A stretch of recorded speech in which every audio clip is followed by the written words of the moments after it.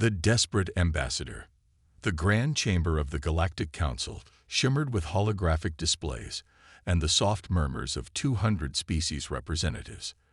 Light from the artificial sun drifted through the transparent dome, casting kaleidoscopic patterns across the marble-like floor. At the center podium stood Ambassador Ilara, her silver-blue skin reflecting the ambient light as her forearms trembled slightly. The chamber fell into silence. This was not the composed diplomat who had represented the Astrian Federation for 12 cycles. This was a leader on the brink of desperation. Esteemed members of the council, Ilara began, her melodic voice wavering. I stand before you not with proposals of trade or cultural exchange, but with a plea for my people's very existence. The main display activated behind her, showing images of a beautiful world with twin moons and sprawling silver cities nestled among purple forests. Then the images shifted, orbital structures burning, cities in ruins, civilians huddled in underground shelters. For 63 days, the Korjan Empire has blockaded our homeworld and 3 colony planets. They demand unconditional surrender, control of our quantum-fold technology, and Ilara's voice broke, and 1/3 of our population for what they term resource allocation programs. Whispers spread through the chamber. The Korjan Empire had been expanding aggressively for decades, but this level of brutality shocked even the most cynical delegates. We have attempted every diplomatic channel, Ilara continued. We have offered trade concessions, technology sharing agreements, even limited territorial adjustments. The Korjan High Commander merely extended our deadline by 15 days, stating that if we do not comply, they will begin orbital bombardment of population centers. High Chancellor Vex, a tall, mantis-like being with iridescent eyes, tapped his ceremonial staff against the floor. Ambassador Ilara, the Council recognizes the gravity of your situation. However, our non-interference protocols are unambiguous. The Korjan Empire holds recognized status in this body. Without clear evidence of treaty violations affecting multiple species, we cannot authorize military intervention. Ilara's shoulders sagged. I expected this response, but I had to try. In 13 days, my civilization faces extinction or enslavement. I have a question. All eyes turned toward the back of the chamber. A human woman in a simple dark blue uniform stood, her bearing military despite the lack of obvious insignia. Unlike the flowing robes or exoskeletons of most representatives, her attire was plainly functional. Chancellor Vex gestured with impatience. The Earth observer has not been recognized. The human stepped forward anyway. Commander Nadia Chen, Earth Defense Force. Ambassador Ilara, have you requested direct assistance from individual worlds rather than council action? Ilara blinked her large, almond-shaped eyes in confusion. The council is the proper channel for. Yes, I understand protocol, Chen interrupted. But my question is simple. Have you asked anyone else? No, Ilara admitted. The Korjan blockade consists of 27 capital ships and supporting vessels. No single world could possibly. Earth will help, Chen stated, her voice carrying through the chamber without effort. The room erupted in voices. Chancellor Vex hammered his staff repeatedly. Observer Chen, this is highly irregular. Earth has only held observer status for 6 years. You cannot make such commitments in this chamber. Chen shrugged. I just did. If the Astrian Federation wishes to formally request Earth's assistance, we stand ready to respond. An elegant serpentine delegate rose from her seat. The human speaks nonsense. Their civilization is barely beyond primitive interstellar travel. They maintain only 5 colonized worlds while the Korjan Empire controls 36 systems. Ambassador Zith speaks truth, added another delegate, his holographic form flickering slightly. Humans come from a death world with crushing gravity and toxic atmosphere. This makes them naturally aggressive and impulsive. They do not understand the complexities of galactic politics. Chen showed no reaction to these criticisms. She looked directly at Ilara. Ambassador, My government authorized this offer before I arrived. We've been monitoring the situation since your diplomatic mission visited Earth last year. We appreciate your culture. We don't appreciate bullies." Ilara stared, bewildered. "But why would Earth risk conflict with the Korjan Empire? What compensation do you seek?" A brief expression crossed Chen's face, something between amusement and determination. "We don't want anything. That's not how this works." Chancellor Vex's voice cut through the noise. "Observer Chen, I must formally warn you that unauthorized military action violates Council regulations. Earth could lose its observer status and face trade restrictions." Chen nodded politely. "Noted, Chancellor. Ambassador Ilara, the offer stands. Your decision." Ilara looked around the chamber at representatives of civilizations that had traded with, taught, and guided the Astrian people for centuries. None would meet her gaze. She turned back to the human. "Earth's help would be welcomed by the Astrian Federation," she said formally. Chen nodded once and tapped a device on her wrist. "Message sent. Earth Defense Force has been activated. The EDS Tempest will depart within 6 hours. It should arrive in approximately 8 days. Can you provide secure coordinates for rendezvous?" "Ship, singular." Someone laughed from across the chamber. "The humans believe they can challenge a Korjan blockade with one vessel." Chen didn't acknowledge the mockery. She crossed the chamber to Ilara and extended her hand in the human custom. Ilara hesitantly reached out, and they clasped forearms. "The Korjans are known for their advanced weapons technology and tactical superiority," Ilara whispered. "I appreciate your offer, but—" Chen smiled slightly. "We've studied their capabilities. Don't worry too much." After exchanging secure communication protocols, Chen turned to leave. Chancellor Vex called after her. "Observer Chen, the Council formally requests information about what kind of intervention Earth is planning." Chen paused at the doorway. "You'll receive a full report after the mission, Chancellor. But I can tell you we're sending the Tempest." The name meant nothing to most delegates, but several technological specialists exchanged concerned glances. "The vessel with the experimental gravitational drive?" asked a cybernetic representative from the Meraxian collective. "That ship violates at least 12 safety guidelines established by the Council, as you frequently remind us." Chen replied with a polite nod. "Good day, representatives." After the human left, the chamber filled with urgent conversations. Ilara found herself surrounded by delegates, some offering sympathy, others warning her about the dangers of human involvement. "They evolved on a world with nearly twice the gravity of most habitable planets," one science officer told her. "Their skeletal and muscular density is unnaturally high. Their atmosphere contains reactive oxygen that would damage most species' respiratory systems," added another. "They breathe corrosive gas as naturally as we breathe noble elements. Their history is filled with internal warfare," a historian noted. "They achieved planetary unification less than a century ago after countless devastating conflicts." Ambassador Zith pulled Ilara aside. "My friend, I understand your desperation, but humans are dangerous. Not malevolent, perhaps, but unpredictable. Their ship designs prioritize power over safety. Their battle tactics defy conventional doctrine." Ilara looked at them all with newfound determination. "The Korjans gave us 2 choices, slavery or extinction. The humans just gave us a third option. I choose that one." As Ilara left the chamber, her communication device chimed. It contained just 3 words from Earth Command. "Help is coming." For the first time in 63 days, Ilara felt something she had almost forgotten: hope. Admiral James Harrington stood at the viewport of Earth Orbital Command, watching the massive form of the EDS Tempest as it prepared for departure. At 58, Harrington had witnessed humanity's transformation from a single-planet species to an emerging galactic power. His weathered face and silver-streaked black hair showed the toll of those years. "How soon can we launch?" he asked without turning. Lieutenant Commander Raj Patel consulted his tablet. Final preparations will complete in 3 hours, sir.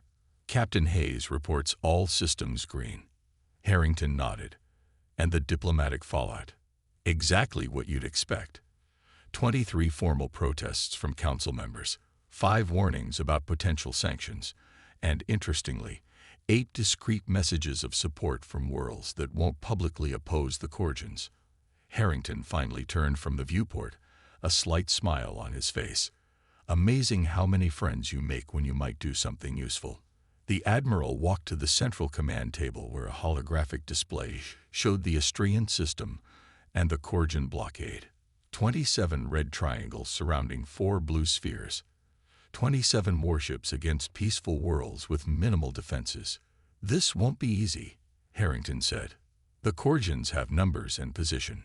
We have what exactly? Patil smiled. We have the Tempest, sir.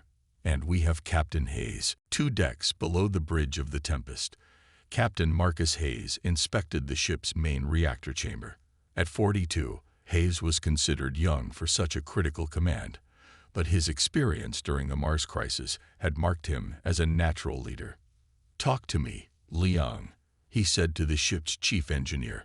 Will she hold? Dr. Sophia Liang didn't look up from the complex display showing power flows through the ship's systems.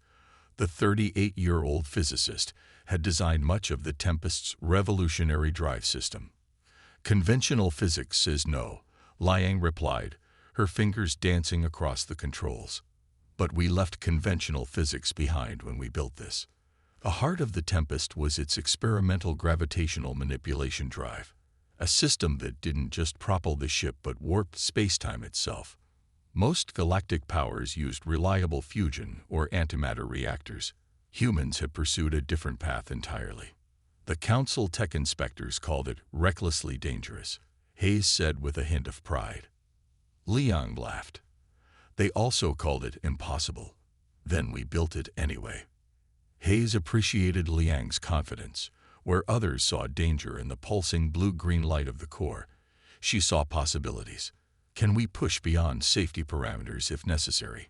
Hayes asked quietly. Liang finally looked up, her eyes serious. The official answer is absolutely not.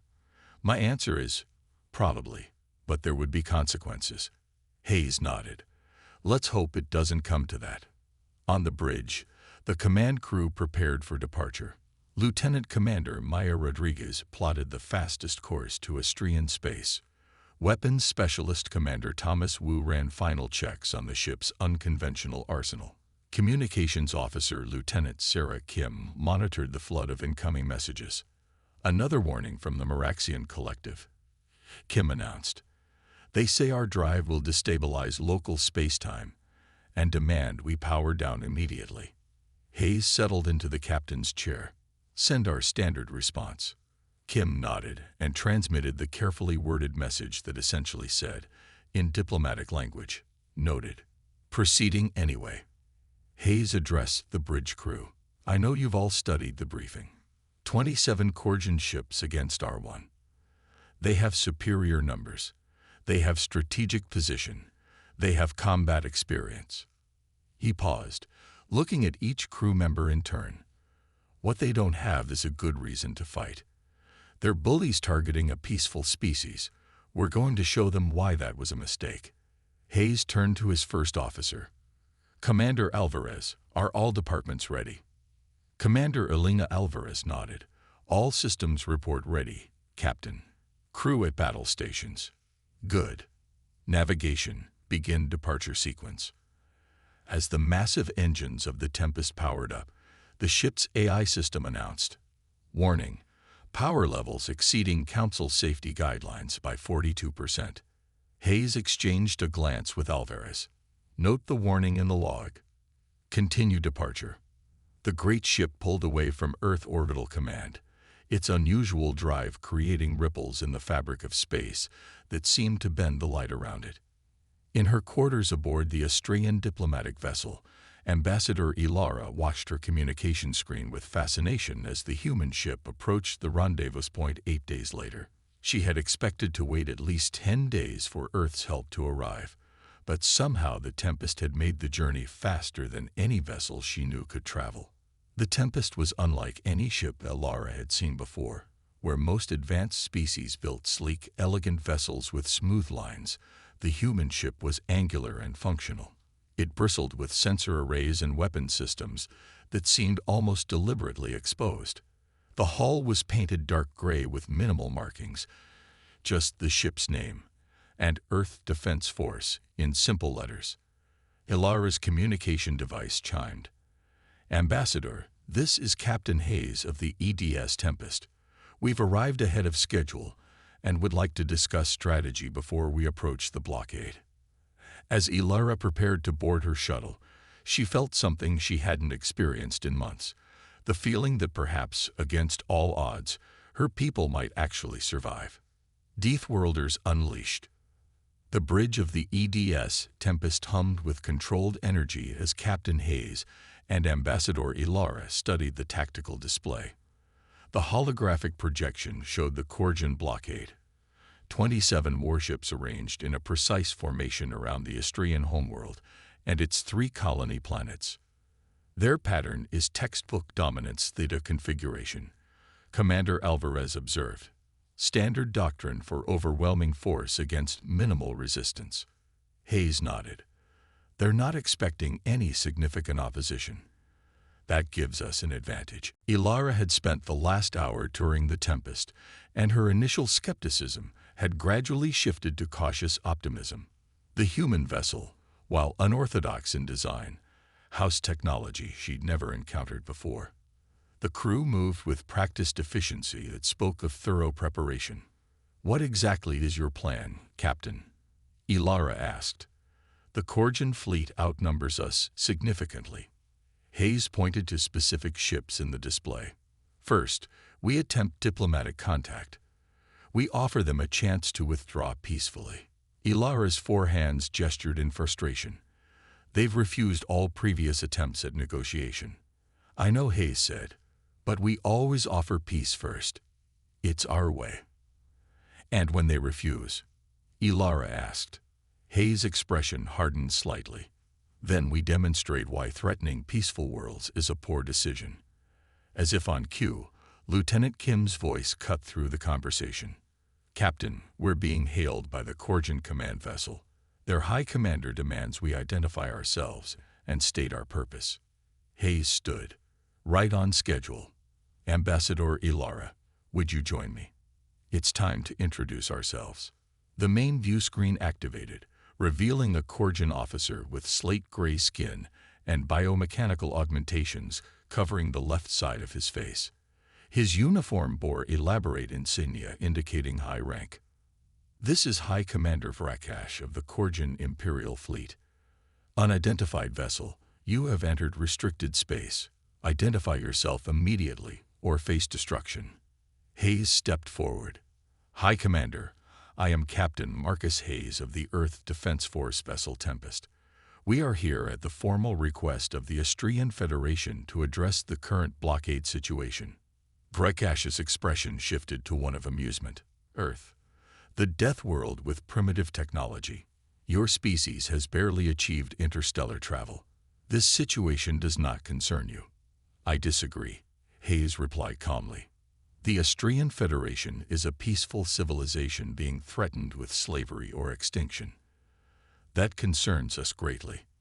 Perhaps you are unaware of the military realities." Brakash said, "I command 27 warships. You have 1 vessel. Whatever obsolete weapons you possess are meaningless against our fleet." Hayes maintained his composure. "High Commander, I'm authorized to offer you a chance to withdraw your forces and pursue diplomatic solutions with the Istrian Federation. We can facilitate these negotiations." Laughter erupted from the Korjan commander. "You offer nothing. The Istrian Federation will surrender to the Empire or face annihilation. You have 1 hour to leave this system, or your vessel will be added to our list of conquests." The transmission cut off abruptly. "Well, we tried diplomacy," Hayes said, turning to his crew. "Prepare for combat operations." Over the next 40 minutes, the Tempest's crew made final preparations. Weapon systems were brought to full readiness. The engineering team optimized power distribution. The medical bay prepared for potential casualties. Dr. Liang's voice came through the communication system. "Captain, the gravitational drive is operating at maximum efficiency. I've made some adjustments to the safety protocols." "Understood, Doctor. Let's hope we don't need to test those adjustments." Ambassador Ilara watched the preparations with growing anxiety. "Captain Hayes, while I appreciate Earth's willingness to help, I must ask, how can one ship, even your Tempest, possibly succeed against such odds?" Hayes gestured for Ilara to join him at a secondary display. "Ambassador, most galactic powers build their military doctrine around numerical superiority and conventional weapon systems. Earth took a different approach." The display showed schematics of the Tempest's unique systems. "Due to Earth's high gravity and challenging environment, we learned to prioritize efficiency and innovation over brute force. The Tempest isn't 27 ships, but it doesn't need to be." Ilara studied the schematics with growing understanding. "These systems, they're unlike anything in the Council's technical database." "Exactly," Hayes confirmed. "The Korjans are expecting conventional weapons and tactics. They're about to encounter something entirely different." Lieutenant Kim's voice interrupted them. "Captain, the 1-hour deadline has expired. Korjan vessels are moving to intercept." Hayes returned to his command chair. "All hands to battle stations. Helm, bring us to Coordinate Point Alpha. Weapons, prepare gravitational lance for demonstration strike." The Tempest accelerated toward the Korjan fleet, its unusual engines creating a visible distortion in space behind it. High Commander Vrakash appeared on the screen again. "Your time has expired, Captain Hayes. Surrender your vessel or be destroyed." "Your primitive vessel cannot possibly threaten my fleet," Vrakash replied. "Your bravery is admirable, but misplaced." "Perhaps a demonstration would be informative," Hayes suggested. "Commander Wu, target the uninhabited moon at coordinates 227 Mark 43. Gravitational lance at 10% power." Wu acknowledged the order. Target acquired. Gravitational lance charged at 10%. "Fire," Hayes commanded. From the Tempest's bow, a beam of distorted space shot forward, invisible except for the rippling effect it created in the vacuum. When it struck the small rocky moon, the effect was immediate and dramatic. A section of the moon's surface, approximately 2 kilometers in diameter, suddenly compressed, as if crushed by an invisible hand. Rock formations collapsed inward, creating a perfect crater where solid matter had been condensed to less than half its original volume.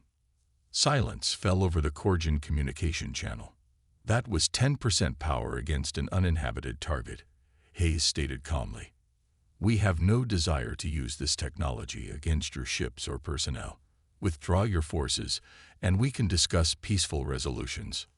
Vrakash's expression had changed, but his response remained defiant. "An impressive trick, Captain. But parlor magic cannot save you. All vessels, engage the Earth ship." The Korjan fleet broke formation. 12 warships moving to surround the Tempest, while the others maintained the blockade. "They're powering weapons," Lieutenant Rodriguez reported. "Multiple targeting systems locked on us." Hayes nodded. "Defensive systems online. Dr. Liang, prepare for gravitational shield deployment." As the first salvos of Korjan energy weapons streaked toward the Tempest, the ship's unique defensive system activated. Space itself seemed to bend around the vessel, causing the incoming fire to curve away or dissipate before reaching the hull. "Gravitational deflection holding," Commander Alvarez reported. "No damage." The Korjan ships adjusted their tactics, launching a barrage of missiles designed to overwhelm conventional defenses. "Missiles incoming," Wu announced. Switching to countermeasure mode, the Tempest's gravitational manipulation field extended, creating localized distortions that caused the incoming missiles to accelerate uncontrollably, missing their target or colliding with each other in spectacular detonations. "Return fire," Hayes ordered. "Targeted disruption only. Disable their propulsion and weapon systems. Avoid life support and crew compartments.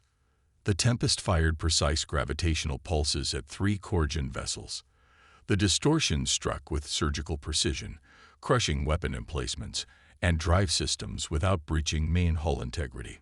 3 Korgan ships disabled. Wu reported. No casualties detected.